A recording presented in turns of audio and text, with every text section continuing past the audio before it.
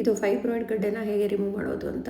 ಇಲ್ಲಿ ನೋಡೋ ಹಾಗೆ ನೀವು ಒಂದು ದೊಡ್ಡ ಫೈಬ್ರಾಯ್ಡ್ನ ನೋಡ್ತಾ ಇದ್ದೀರಾ. ಫಸ್ಟ್ ಅದಕ್ಕೆ ಒಂದು ಇಂಜೆಕ್ಷನ್ ಕೊಟ್ಕೊತೀವಿ, ವ್ಯಾಸೋಪ್ರೆಸಿನ್ ಅಂತ. ಇದರಿಂದ ಬ್ಲಡ್ ಏನಿರುತ್ತೆ ಅದೆಲ್ಲ ಸ್ವಲ್ಪ ಆ ಫೈಬ್ರಾಯ್ಡ್ ಗಡ್ಡೆ ಹೋಗೋದು ಕಡಿಮೆ ಆಗುತ್ತೆ. ಹಾಗಾಗಿ ನಮಗೆ ಕ್ಲಿಯರಾಗಿ ಕಾಣುತ್ತೆ, ಬ್ಲಡ್ ಎಲ್ಲ ಅಡ್ಡ ಬರಲ್ಲ ನಾವು ನೋಡುವಾಗ. ಈ ಥರ ಮೊನೊಪೊಲಾರ್ ಕಾಟ್ರಿ ಅಂತ ಇರುತ್ತೆ. ಇದನ್ನು ನಾವು ಯೂಟ್ರಸ್ ಮೇಲೆ ಒಂದು ಕಟ್ ಮಾಡ್ತೀವಿ.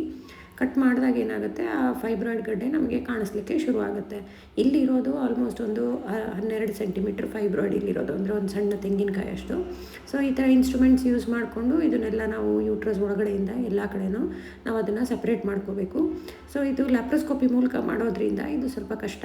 ಅಂದರೆ ಎಡಗಡೆಗೆ 2 ಇನ್ಸ್ಟ್ರೂಮೆಂಟ್ ಇರುತ್ತೆ, ಬಲಗಡೆಗೆ ಒಂದು ಇನ್ಸ್ಟ್ರೂಮೆಂಟ್ ಇರುತ್ತೆ. ಇದನ್ನೆಲ್ಲ ನಾವು ಕಂಪ್ಯೂಟರ್ ಅಂದರೆ ಕ್ಯಾಮ್ರಾದಲ್ಲಿ ನೋಡಿಕೊಂಡು ನಾವು ಮಾಡಬೇಕಾಗುತ್ತೆ. ಸೊ ಇಲ್ಲಿರೋದು ಮಯೋಮಾ ಸ್ಕ್ರೂ. ಈ ಥರ ಸ್ಕ್ರೂ ಇರೋದನ್ನು ನಾವು ಸ್ಕ್ರೂ ಮಾಡ್ತೀವಿ ಫೈಬ್ರಾಯ್ಡ್ ಗಡ್ಡೆಗೆ. ಅದರಿಂದ ನಾವು ಎಳ್ಕೊಬೋದು ಅದನ್ನು. ಹಾಗಾಗಿ ನಮಗೆ ಸ್ವಲ್ಪ ಟ್ರ್ಯಾಕ್ಷನ್ ಅಂದರೆ ಸ್ವಲ್ಪ ಹಿಡಿತ ಸಿಗುತ್ತೆ.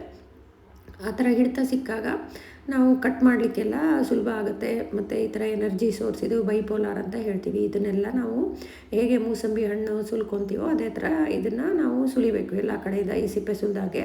ಸೊ ಈ ಫೈಬ್ರಾಯ್ಡ್ ಗಡ್ಡೆ ಎಷ್ಟಾದರೂ ಇರ್ಬೋದು. ನಾವು ಆಲ್ಮೋಸ್ಟ್ ಒಂದು 25 ಗಡ್ಡೆಗಳು ಕೂಡ ರಿಮೂವ್ ಮಾಡಿದ್ವಿ. ಅದೆಲ್ಲ ಹೊರಗಡೆ ಬಂದ ಮೇಲೆ ಈ ಮಾರ್ಸಲೇಟ್ರ್ ಅಂತ ಇರುತ್ತೆ. ಸೊ ಇದರಲ್ಲಿ ಬ್ಲೆಂಡರ್ ಥರ ಇದನ್ನು ನಾವು ಈ ಬಾಲ್ ಇದ್ದಂಗಿರೋದನ್ನು ನಾವು ಸ್ಟ್ರಿಪ್ ಮೂಲಕ, ಅಂದರೆ ಹಿಂಗೆ ಪಟ್ಟಿ ಪಟ್ಟಿ ಥರ ಇದರಿಂದ ತೆಗಿಬೋದು.